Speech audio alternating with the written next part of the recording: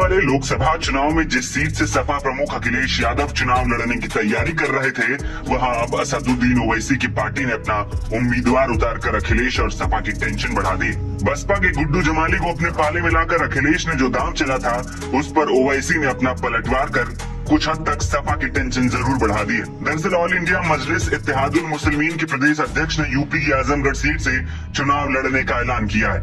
इस बात की जानकारी AIMIM पार्टी के जिला अध्यक्ष नदीम आरिफ ने दी। इससे पहले गुरुवार को ओवैसी की पार्टी ने लोकसभा चुनाव में अखिलेश यादव से समझौते की इच्छा जताते हुए 5 सीटों की डिमांड की थी। अखिलेश यादव को यह धमकी भी दी गई थी कि अगर उन्होंने AIMIM से समझौता करके उन्हें 5 सीट नहीं दी तो असदुद्दीन ओवैसी यूपी में न सिर्फ खुद किसी सीट से चुनाव लड़ेंगे, बल्कि मुस्लिम बाहुल्य 25 दूसरी सीटों पर अपने उम्मीदवार भी उतारेंगे। ऐसे में मुस्लिम वोटों का बंटवारा होने की पूरी जिम्मेदारी अखिलेश यादव की होगी।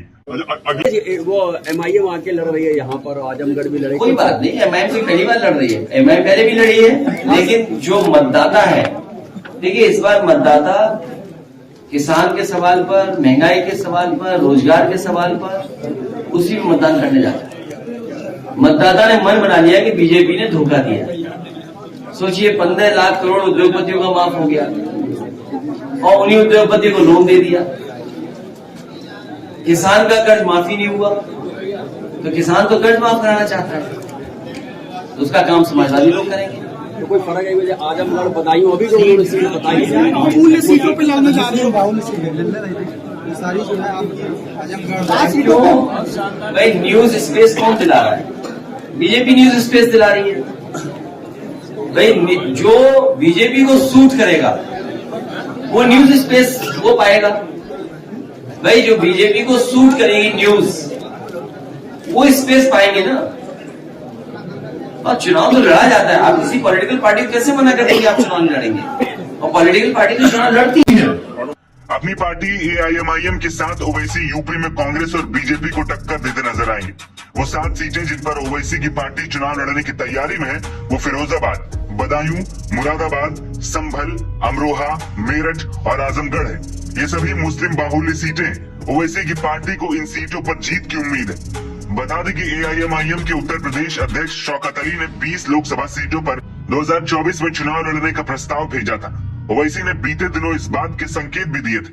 इंडिया गठबंधन के द्वारा जिस तरह लगातार AIMIM के साथ सौतेला व्यवहार किया जा रहा है और हमारे राष्ट्रीय अध्यक्ष जनाब असद ओवैसी साहब से जो नफरत की पराकाष्ठा इंडिया गठबंधन के द्वारा क्रॉस की जा रही है, हम अपने राष्ट्रीय अध्यक्ष से लगातार विचार विमर्श कर रहे हैं। हमारी 3 राउंड की वार्ता हो चुकी है। मजलिस इत्तेहादुल मुस्लिमीन फिरोजाबाद, बदायूं, संभल, मुरादाबाद, अमरोहा, मेरठ और आजमगढ़, हम अपने कैंडिडेट 2024 लोकसभा में इतनी सीटों को उतारने पर विचार कर रहे हैं। बाकी हमारी बातचीत चल रही है, आगे हो सकता हो इन सीटों में और भी इजाफा कुछ सीटों पे किया जाए। गौरतलब है कि साल 2022 के विधानसभा चुनाव में भी AIMIM ने प्रदेश में 95 सीटों पर अपने प्रत्याशी उतारे थे। उसमें से एक भी सीट उन्हें नहीं मिली थी, लेकिन 2.01% वोट लेने में सफलता जरूर हासिल हुई थी। उस समय ओवैसी प्रचार के लिए कई जिलों में आए भी थे। ओवैसी के मैदान में उतरने से अल्पसंख्यक वोटों का न सिर्फ बिखराव होता है, जबकि इसका सीधा नुकसान सपा को होता है।